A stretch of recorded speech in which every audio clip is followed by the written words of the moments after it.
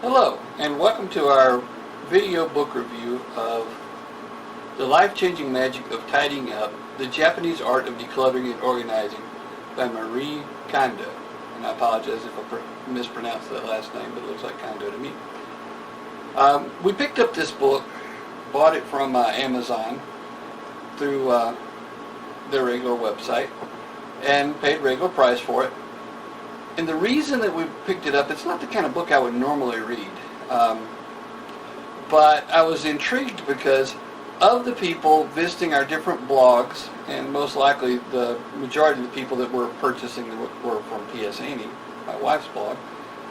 But we noticed that this is the biggest seller from all of our blogs, even though it's not listed on any of our blogs as of yet, but will be very shortly. But at the time I was reviewing this, this book was not listed on any of the blogs, but it was the biggest seller of people following links from our pages, and it is the most recommended book for the people that come to our site. So based on what other people are reading, Amazon, after you visit the Amazon page, will have recommendations, and this is the top most recommended book based upon what people that visit our blogs are reading. And so I got very interested in that. I wanted to see, well, what's so special about this book? And to be very honest, I'm not a tidy person.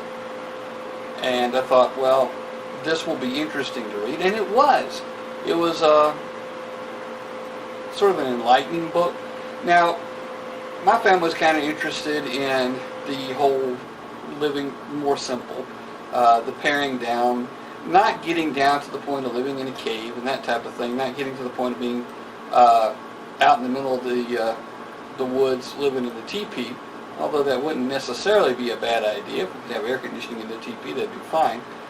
But we still want running water, we still want electricity, we still want the conveniences like the computers, the cameras, that type of thing. But the whole idea of paring down your life, not having so much stuff, not having so much clutter, has always been something that we've been interested in doing, and we're trying to get that way. After living in our current house right at 11 years, we've accumulated a lot of stuff. Our children's stuff that when we moved here hasn't been unboxed since we moved here 11 years ago. Maybe this has been boxed up since many of our previous moves. Some of it may even be boxed up since our very first move from our house on one street in Iowa, South Carolina to another. But be that as it may, we have more stuff than we need, and we're aware of that. This book, though, it's a light read. It's not very difficult to read. It's one of the books that you maybe could read in just a couple of settings. You probably wouldn't read it in just one, but maybe in just a couple. And it's even compact. You can see it's even compact, so it won't take up much storage.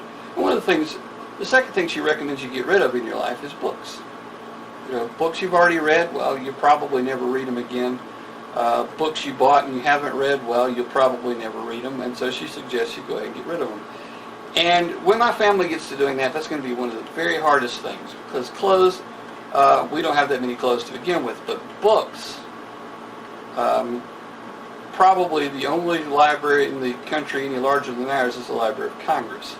And that's really that's really an exaggeration there, but we do have a lot of books. Many books. Some we've read, some we haven't. Even on the Kindle we have 40,000, 45,000 books. Many of those we've read. And many of those are very short. But she does give some very common sense ideas about how to tidy. She gives some reasons to tidy. And she does point out, and I've noticed this myself, that when your house is in order, when your house is tidy, as she likes to put it, other things get in order too. And I've noticed that in the times, the closer to being organized at our house is, the better our finances seem to be.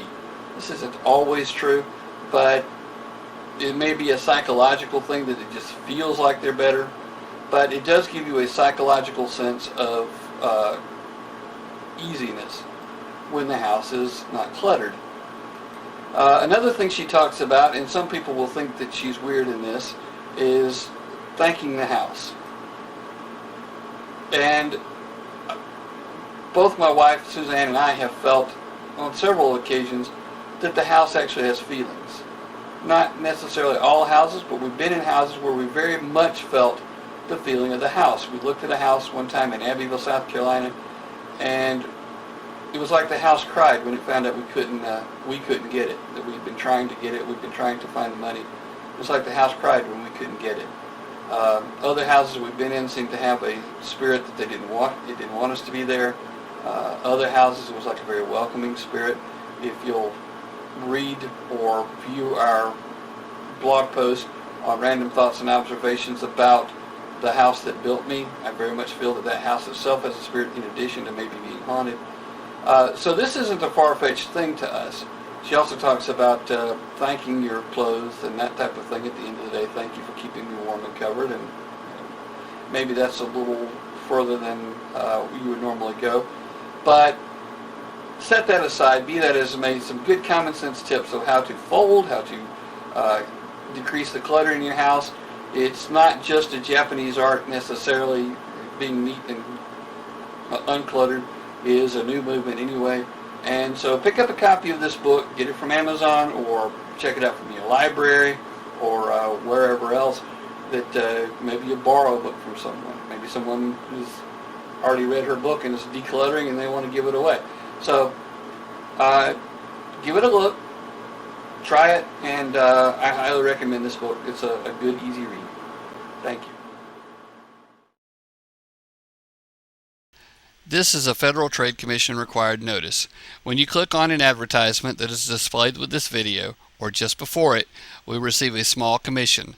Sometimes, if you merely watch an ad, we receive commission.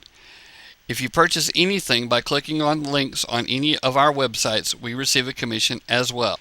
These great redneck coffee mugs are available at www.cafepress.com/redneckforpresident.